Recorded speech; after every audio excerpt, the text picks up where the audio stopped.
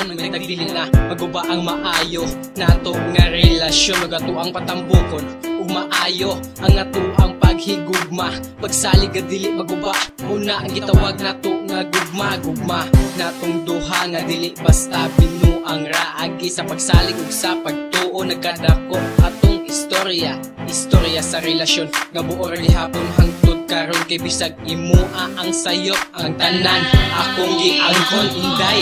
Ayo nagkausap kay gugma ko kanimo dili na mausap. Isa kadugay na natong pagkuyog-kuyog ikaw ra jud ang ako ang Hilove hangtod karon nagaantos ko sa ato ang paghigugma ay sa tanan-tanang kaagi inday. Diha sa imo wala jud ko nagmahay.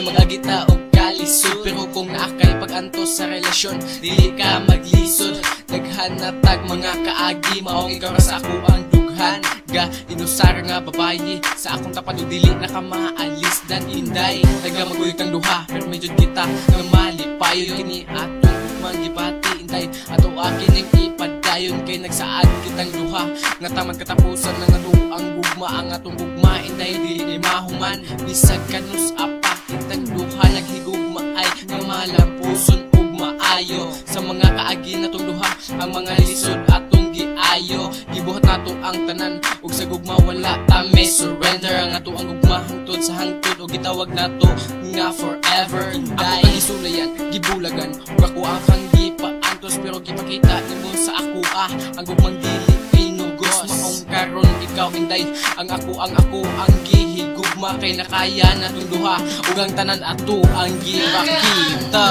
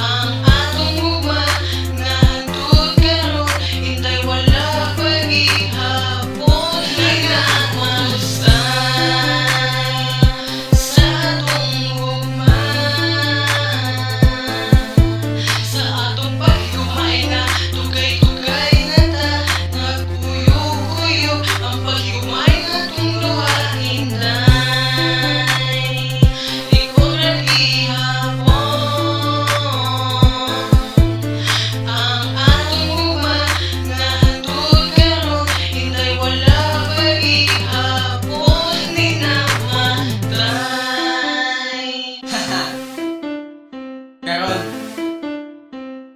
kinadawat na nato ang tanan ato ning ipadayon ang atong gugma.